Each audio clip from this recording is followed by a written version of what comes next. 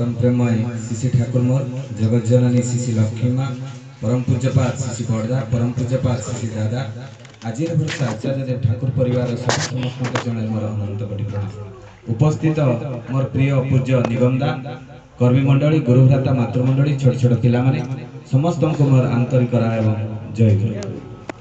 जा हो आज उद्देश्य आम समस्ते जानिले श्राद्ध दिवस उपलक्षे आगु भी मु बहुत थर धारणा आलोचना करी तो जहाँ भी हो आज से विषय विशेष आलोचना करूनी। श्राद्ध उपलक्षे गोटे कथा मोर मन पड़े जिते कौन गुरु भाई जिते बहुत शिशि ठाकुर चरणाश्रित हो विधान निज जीवन चरित्र रे पालन करती नहीं ताहले किसी बेनिफिट हुए ना।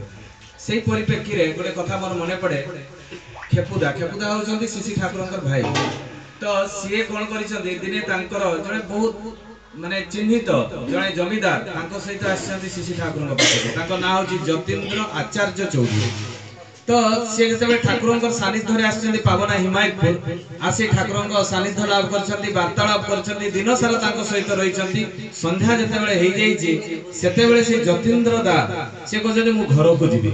ठाकुर पचार आज टिके रही गले हेता नहीं काली आपण पळेबे से कहले नहीं मोर बहुत काम अछि आपण तो जानि जमीदारी लोक विभिन्न व्यवसाय मध्य मोर रहिछि मते जीवा पई बाध्य कर माने मु जीबी नहीं मते रहिबा पई बाध्य करतु नहीं। ठाकुर पुनर्बार कहउछन्ती जे आपण जदि आज राति रे रहि जाते ताले भलो होंता किंतु ताकर मन अछि सेपटे इनकम आड़े तेणु से ठाकुर को पाखरे न रही से दिन राति रे से बाहरी किना पळेछन्ती। बाहरी किना गला परे तांकर एक्सीडेंट हिची एवं मृत्यु मध्य हिची। मृत्यु हला परे भक्त तो केबे छाडंती ने सेतेबेले प्रफुल्लता बसतांती जे आमे जानिछु आलोचना प्रसंग जे लिखिचंती से तांकर संकलित माने आलोचना प्रसंग जे लिखिचंती सेही प्रफुल्लता प्रश्न करछंती शिशि ठाकुर को ठाकुर आपण चाहिथिले तो जतीन्द्रदा को जबरदस्ती रखि पारथाते आपण तो स्वयं प्रभु आपण तो सब जानिछंती जे तार एक्सीडेंट हेबार जे ए कथाटा भी तो आपण जानिछंती काहे कि आपण ताको जबरदस्ती रखिले नहीं। सेतेबेले शिशि ठाकुर कहउछंती जेतेबेले मु कहे डायरेक्ट किछि कथा कहे नै मु ताको इंगित करे आमे भी आज जो माने दीक्षा नै छे जेतेबेले हमर आपद विपद आसे सेतेबेले आमे किछि ना किछि टिके ना टिके इशारा करू जो माने ठाकुर का नाम ध्यान ठीक ठीक करंती ठाकुर का विधान ठीक जो माने पालन करंती तो सेही दिन शिशि ठाकुर सेही कथा ठीक कहले जे जे तार विधान ठीक पालन करे जन्म मृत्यु तो फिक्स किंतु जदि विधान टाको टिके पालन करे किछि ना किछि गोटे देटा दिन एपट सेपट हेई पारे किंतु मु ताको तो कहि दिले किंतु से मो कथाटी मानिला नै माने मोर विधान टाको मानिला नै जो माने शिशि ठाकुरंकर विधान टाको जीवन चरित्र रे पालन करंती नाही से माने कदापि बंची पारिबे नै। दीक्षा नेला परे मध्य दीक्षा नेबाटा हला आमे तांको सहित संजोग हेला परे ऋतिक दादा प्रथम दिन नै जते बेले दीक्षा दियंती सेते बेले विधान टी कहिथांती सेटा होची बंचीबा बढ़ीबार विधान। शिशि ठाकुर से बंचीबार बढ़ीबार विधान टाको हमकु दे दिछन आमे स्कूल ले तो एडमिशन हे गले किंतु पाठ आ पढले नै पाठ न पढले कोन फेल हेबा जस्ट मनुष्य जीवन रे से दीक्षाटा ही सेम जिंस आमे दीक्षा नै गले किंतु तांकर विधान टाको आमे पालन करले ताले आमे किछि भी पाइबा हेई पारे आर जन्म रे आउ थरे तांकर सानिध्य लाभ पाई परिबा दीक्षा नेले एतिकिटा तार गुण अछि काहे कि बहुत पुराण शास्त्र रे भी ता अछि थरे जे नामटा हरिंकर नाम नैछि से पुनर्बार जन्म ग्रहण करछि किंतु मोक्ष प्राप्ति पाइ नै तरी जाय नै तांकु पाइ नै विष्णु को से पाइ नै स्वयं प्रभु को से पाइ नै सेहिति पय शिशि ठाकुर पुण्य पुथि रे गुटे बढ़िया कथाटा लिखि दैछन्ती जे जो व्यक्ति दीक्षा नेला परे तांकर विधान टाकु पालन करू नाही से कालर संस्पर्श रे से आसी जाइछे माने ग्रहर संस्पर्श रे आसी जो माने ठाकुरंकर दीक्षा नेला परे जो माने बिछड़ी जाती माने ठाकुरंकर जेमि सत्संग आदि हला आसु नाती नाम ध्यान ठीक करू नाती इष्टोक्ति टाइम टू टाइम देउ नाती जोठी प्रोग्राम हला सुनला परे भी तांको भीतर अभिमान जागृत होची मते तो से डाकी नै मु काहे कि सत्संग को जीबी तेनु एई जो मनोभावटा ठाकुरंक पाखु दूरे नउची ता माने हमकु काल ग्रासी देइछि तेणु हमको सत्संग पाखु जीवा पय आ इच्छा लागो नै सत्संग जे समस्त का पय ए जिंसटा हमको हृदबोध हो नै तेणु आम भीतर मान अभिमान अहंकार ए भीतर सेटा जागृत होची एई गुडा कहि काल माने को गुडा को गुडा कोनसी राक्षस आसी माडी बसु एटा नुहे काल होची छोटा रिपु काम क्रोध मोह मद माश्चर्य एई छोटा रिपु ही हमर काल जोटा कि इष्टंकर पूजा करिया पय दिए ना भगवान कर पूजा करिया पय दिए ना एई गुडा कहि हमर काल तेणु आम भितर जो यही छटा प्रवृत्ति जिते जाग्रत होते आम भगवान पाखु दूरे जाऊ कहीं दूरे जाऊ ठाकुर कहते 24 घंटा नाम करने कथा 24 घंटा ये पृथ्वी रे राक्षस भी अच्छा राक्षस माने 6टा रिपु एवं देवता माने भी अच्छा जिते बेले आमे भगवान कर नाम टा छाड़ी दऊ सेते बेले आम भितर राक्षस प्रवृत्ति पशि जाए से ठाकुर कहते 24 घंटा नाम जप करने कथा जिते बेले आमे 24 घंटा नाम जप करवा ताहले ये जो राक्षस प्रवृत्ति केबे भी आम भितर पशिबो नहीं ये जो काम क्रोध मोह मद माश्चर्य यही जिनिस गुड़ाक केबे भी आम भितर पशिबो नहीं तेणु आम प्रति तो विश्वास करवा दरकार बंचिबा बढ़िया ठाकुर जेतिकी विधान देइछंती बहुत विधान देइछंती पर्याप्त आम पाई जड़े भल संतान केमिति जात हम जड़े भल पिता केमिति हेबो जड़े भल शिक्षक केमिति हेबो जड़े व्यवसायी केमिति हेबो जड़े केमिति मनीष भल भाव रे हेबो केमिति नारीटे हेबो केमिति बहुटे हेबो प्रत्येक टी कथा ठाकुर दे दिछंती एमिति कोनोसी जिनिस नै जोटा बाद अछि तेणु आमको जानिबा दरकार शिखिबा दरकार करिबा दरकार आ आमे जानिबा शिखिबा करिबा नै तानि किछि फायदा नै तेणु तांको प्रति तो हमर विश्वास भी हेबा दरकार विश्वास होबा पे हमको किछि तो बही पढिबा दरकार किछि तो तांको भितर आलोचना करबा दरकार ताहले सिना विश्वास ता आसीबो ए गुटे कथा कहि मोर वक्तव्य शेष करबी विश्वास ऊपर जणे सन्यासी थांती पावना हिमायतपुर ठाकुर जीवंत कथा माने तांको मुहर कथा ठाकुरंकर से बहुत भक्त मानक गहण रे ए विश्वास रो कथा आलोचना करिसंती एवं ठाकुर कहउचंदी जे पावना हिमायतपुर से आरपारी रे गुटे साधु सन्यासी थिले आ से सन्यासी तांकर बहुत शिष्य थिले प्रत्येक दिन गोटे गौड़ झीटी छोट कुनी झीटी क्षीर आणिकिना दिए दिने कौन है भीषण वर्षा है झड़ होती से कुनी झीटा आ क्षीर नहीं आसी ना जिते से कुनी झीटा क्षीर नहीं आसी ना से साधु मन भितर जाग्रत है आज तो बहुत झड़ वर्षा है बोधे से कुनी झीटा आसी ना तो जहाँ भी हो आर दिन जिते से क्षीर नहीं आसी से झीटी को गौड़ झीटी को पचारि से साधु महाशय जे तू काली कहीं आसिलुनी कहले साधु आप तो जानी जे काली केते जोरसोर वर्षा है केते कला मेघ एवं पावना नदी रे एते पानी हे जाई मु केमिति छोट छुआटा पार हे करी आसीबी सेतेबेले से साधु महाशय कहजंती तू जदी हरि नाटा टिके नै थांतु नदीटा दी फाळ हे जाई थांता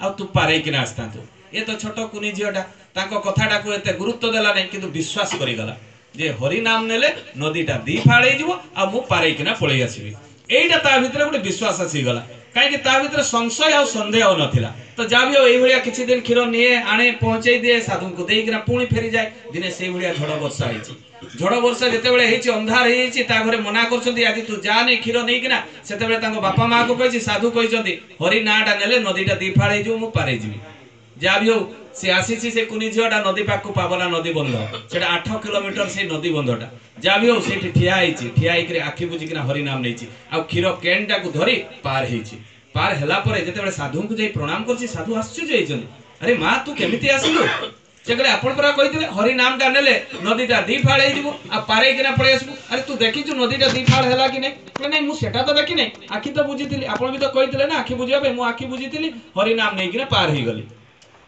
तांको भितर संदेह आसिला साधुंको मते चल ना देखिबा केमिति नदीटा दी फाड़ हे तू पार हे जाउछु आसीछंती साधु आसिकिना से नदी बंध पाखरे को जदि देख तू कह तो हरि नाटा मु टिके देखे नदीटा केमिति दी फाड़ होउची से कुनी झीटी गौड़ झीटी नदी पाखरे ठिया हे हरि नाम जप करी आखि बुझिकिना पार हे जाइछि आश्चर्य होइछथि साधु महाशय अरे एटा केमिति संभव होला मु भी टिके ट्राई करे से जाइछथि से नदी से पानी रे ठिया होइछथि आखि बुझिछथि हरि नाम नैछथि जेतेबेले अंटा पानी हेछि ताको मन भितरे जागृत अरे मो तो बोधे धुतीटा भिजि जीवो तेणु ताको मु टिके मुंडरे बांधी दिए धुतीटा को मुंडरे बांधी दैछथि जेतेबेले छाती पर्यंत तांकर पानी हे जाइछि पसि जाइछथि नदी भितरे सेतेबेले ना आउ जाई हेबोनी काळे डुबी किना मरि जिवि कि देखंतु ताकर हरि नाम भितरे केते संदेह संशय अछि हरि नाम रे से पार हेबे निजे अन्य को उपदेश दउछथि किंतु निज भितरे विश्वास नाही बहुत शिष्य भी बनैछथि किंतु निज भितरे विश्वास नाही से पुणी फेरी आछथि कूलको आसी ठिया होइछथि बेले से कुनी झियोटा कहछि साधु महाशय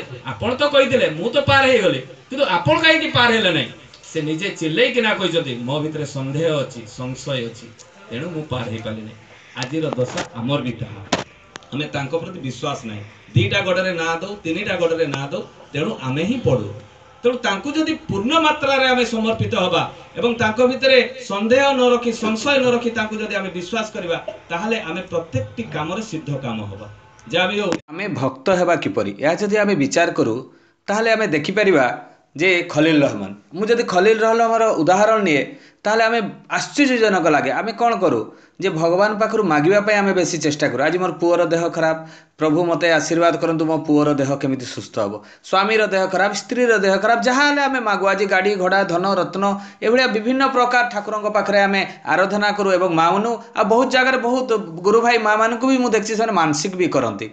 जहाँ भी हो गोटे कथा मने पड़े, खलील रहमान ठाकुर को किभली भल पाउथिले। दिनकर कथा, श्री ठाकुरंकर सामने खलील रहमान ठिया होता, प्रफुल्लदा ठिया होता, गोकुल मंडल ठिया होता। ये ठिया होता समय दिन प्रफुल्लदा खलील रहमान को कहते, खलील तुम जीवन में बहुत दुख, तुम ये जो दुख नाटन में रोच ठाकुर को निवेदन करून कहीं।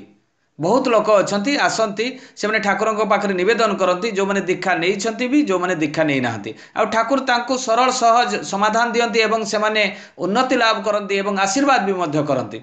तमें मागुन कहीं। खलील रहमान प्रफुल्लदा को कहले, प्रफुल्लदा ठाकुर तो अंतर्जामी, मु तो मोर कर्मफल भोग करुच्ची। पूर्व पूर्व जन्म रे मु कौन कर्मफल करी मु जाने ना, तार कष्ट मु पाउची। जेतेबेले ये कष्टटा अपसरी जीव, मु दिने ना दिने तांकर आशीर्वाद प्राप्त होबी एवं मो जीवन रे आ दुख रहिबो नाही। किंतु मु ठाकुर को कदापि मागिबी नाही। मु तांको भल पाइबी एवं आराधना करी। तांकर जो विधि विधान अच्छी ठाकुर जोड़ा कहते जे दीक्षा नेले दक्ष हवा, मु सेई प्रणाली रे ही मु तांको सेवा करी एवं विधान टाको जीवन चरित्र रे पालन करी। प्रफुल्लदा आश्चर्य हो जाइए। प्रफुल्लदा आश्चर्य हो से कहते, खलील तुमको मानिबा पई पड़िबो जे परमपिता को तुम मानुन, मागुन, किछि भी तुम मागुन जीवन रे। किछि दिन पर से माने जे जार घर को पळेले। खलील रहमान रा घर होउची कुष्टिया एवं किछि दिन परे गोकुल मंडल से पावना हिमायतपुर ठाकुरंकर दर्शन पाई आसीबा बोली समस्त ग्रामवासी को कहले। तापरे जाई खलील रहमान को भी मध्य कहले जे मु श्री ठाकुरंकर दर्शन पाई जीवी, तमे जदि ठाकुरंक पाई किछि देबो ताहाले मते दियो। गाँ सारा कहीदेले, गाँ रे जहाँ पनी परिबा चाउल जहाँ जहाँ थिला समस्ते गोकुल मंडल को देले। एवं खलील रहमान निज हाथ में बुणी गोटे चादरटी धरई देला गोकुल मंडल को। गोकुलदा देखी आश्चर्य हो गले से चादरटी को, कहले ये तो जाली जाली चादर, ठाकुर कौन ये चादरटा को ग्रहण करेंगे? ठाकुर पाखे तो केते सुंदर सुंदर चादर अच्छी। जहाँ भी हो खलील रहमान से चादरटी को नहीं गोकुल मंडल आसिले पावना हिमायतपुर। पावना हिमायतपुर आसिला परे कौन है सेठे जेतेबेले आसी गोकुल मंडल देखुछंती दूररू जे खूब सुंदर सुंदर दामी दामी चादर पड़ी एवं खलील रहमान देइथिबा चादरटा कौन ठाकुर ग्रहण करेंगे? एटा तांको मनरे शंका थिला। जहाँ भी हो ग्रामवासी गाँ रु जहाँ जहाँ पनी परिबा जहाँ कलेक्शन कर आनी चाउल सबू जिनिस आनंद बजार दे आसिले ठाकुर पाखक। ठाकुर को प्रणाम करू करू ठाकुर कहते, ए गोकुल तू जीवु जा आनंद बजार खाईकिना आसबू, खाईकिना जल्दी आसबू, तो सहित मोर आलाप आलोचना अच्छे। सेते पर्यंत खलील रहमान देइथिबा चादरटी को ठाकुर को देई नथिले। सी ताको लुचेकिना रखिले लज्जा बसत। कहीं जदि से चादरटा दे दियंती ताले एठे तो बहुत गुरु भाई अछंती, सेतेबेले मते कहिबे जे तू आउ चादर पाइलुनु, ए जाली जाली चादरटा आनिकिना ठाकुर को दउछु। तेणु से लज्जारे गोकुल मंडल आ चादर न देई से तांको निज देह भितरे थिबा सार्ट भितरे ताको लुचेकिना रखिछंती। एवं ठाकुर निर्देश है तू जा आनंद बजार खाईकिना आसबो। उठिकिना जाइछंती गोकुल मंडल प्रणाम करी सारी गला बेलू पुणी ठाकुर डाकचंती, ए गोकुल शुणिलु। गोकुल मंडल तांको मन भितर गोटे जाग्रत है, ठाकुर तो अंतर्जामी, कौन सी जिनस ताको लुचेई हेबनी। मु जो चादरटा लुचेइकिना रखिछि से मो देह भितरे सेटा कौन ठाकुर जानी पारिले? जहाँ भी हो पुनर्बार फेरी आसी ठाकुर को प्रणाम करुछंती। प्रणाम कला बेले ठाकुर कहते, ए तू जल्दी जल्दी जाइकिना खाईकिना आसबू एवं डेरी करिबुनी, आसिकिना मो पाखरे रहिबू एवं तोर कुष्टिया समस्ते कुशल रे अछंती तो? गोकुल मंडल कहते, ठाकुर समस्ते कुशल रे अछंती आपनक दयारे। हौ जा आनंद बजार खाईकिना आसबू जा, ठाकुर कहले। गोकुल मंडल पुनर्बार उठी गले। जीवा समय पुनर्बार ठाकुर डाकुते, ए गोकुल शुण शुण शुण। से पुणी पछपटू लेउटी जेतेबेले आसीबा को खोजुछंती ताको आखि छळ छळ हे गला। ठाकुर निहाती मो ए लीलाटी को जानी जाइछंती। मु जो लुचेइछि ताको चादरटा, एटा ठाकुर तो अंतर्जामी, ठाकुरंक पाखरे तो किछि लुचेई हेबो नै, कोन करिवि? जा भी आखि छळ छळ हे जाइछि, कांद कांद हे जाइछि। ठाकुरंक पाखरे जाई दौड़िकिना प्रणाम करछंती। प्रणाम करिकिना कांदी पकैछंती, कहै ठाकुर मते क्षमा कर दियंतु। ठाकुर कहते, गोकुल तोते कहीं क्षमा करी? तू कौन भूल करिछु कि? कहले नहीं ठाकुर आपन तो क्षमा करंतु। कहले ना ना तू कह आगरे कौन करिछु? कहले ठाकुर आपन क्षमा कले मु कहबी। ठाकुर कहले हौ ठीक अछि तू कह। कहले ठाकुर मते खलील रहमान गोटे चादरटा देइथिला, किंतु एठी आसिला बेलकु ମୁଁ ଦେଖୁଛି ଏଠି ସୁନ୍ଦର ସୁନ୍ଦର ଚାଦର ସବୁ ରହିଛି, ମୁଁ ଆଉ ଆପଣଙ୍କୁ ଦେଇପାରିଲି ନାହିଁ। ସାଙ୍ଗେ ସାଙ୍ଗେ ଶିଶି ଠାକୁର ଠିଆ ହେଇଗଲେ।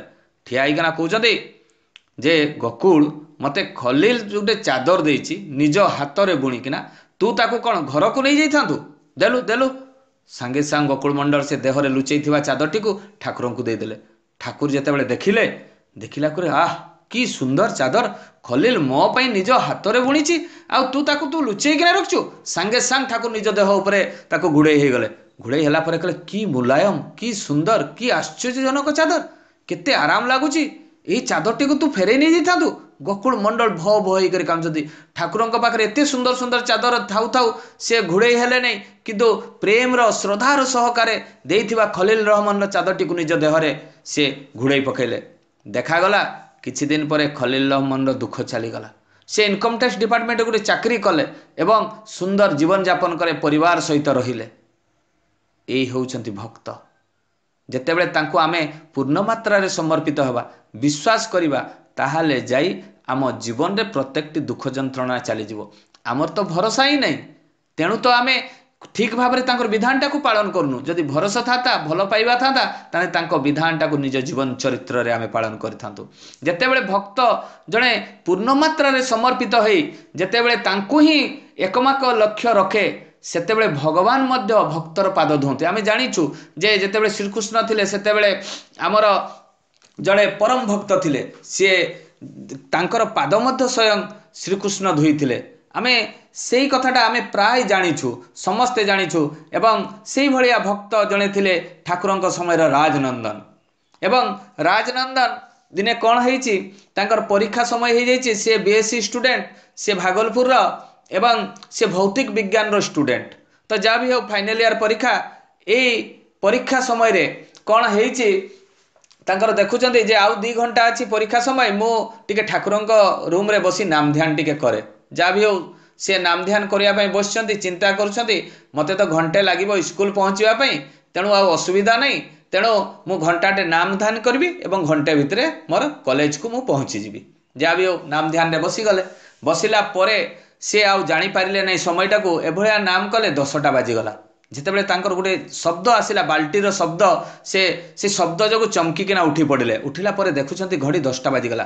କହିଲେ ମୁଁ ଯଦି ଏଇନା କଲେଜକୁ ଯାଏ ତାହେଲେ ମୋତେ ତ ଘଣ୍ଟାଟେ ସମୟ ଲାଗିବ, ଏବଂ ଯେତେବେଳେ ଘଣ୍ଟାଟେ ସମୟ ଲାଗିବ ତାହେଲେ ମୋତେ ପ୍ରିନ୍ସିପାଲ ମୋତେ ଆବସେଣ୍ଟ ପକାଇଦେବେ, କରିବି କ'ଣ? ଯାହା ବି ହେଉ ଠାକୁରଙ୍କ ନାମ କରି କରି ଦୌଡ଼ିଛନ୍ତି ରାଜନନ୍ଦନ ତାଙ୍କର କଲେଜକୁ। ଯେତେବେଳେ କଲେଜକୁ ପହଞ୍ଚିକିନା ଦୁଆର ମୂଳରେ ଠିଆ ହେଇଛନ୍ତି, ଦୀର୍ଘ ନିଶ୍ୱାସ ହେଇଛି, ଧଇଁ ସଇଁ ହେଇଯାଇଛନ୍ତି, ସେତେବେଳେ ପ୍ରଫେସର ପଚାରୁଛନ୍ତି ରାଜନନ୍ଦନ ତମେ ତ ବର୍ତ୍ତମାନ ପରିସ୍ରା କରିବା ପାଇଁ ଯାଇଥିଲ, ତମେ ଏତେ ଧଇଁ ସଇଁ ହେଉଛ କାହିଁକି? ରାଜନନ୍ଦନ ଆଶ୍ଚର୍ଯ୍ୟ ହେଇଗଲେ, ମୁଁ ତ ବର୍ତ୍ତମାନ ଆସିଲି, ଆଉ ସାର୍ କହୁଛନ୍ତି ତୁମେ ପରିସ୍ରା କରିବା ପାଇଁ ଯାଇଥିଲ, ଏଇଟା କ'ଣ ଗୋଟେ ଲୀଳା?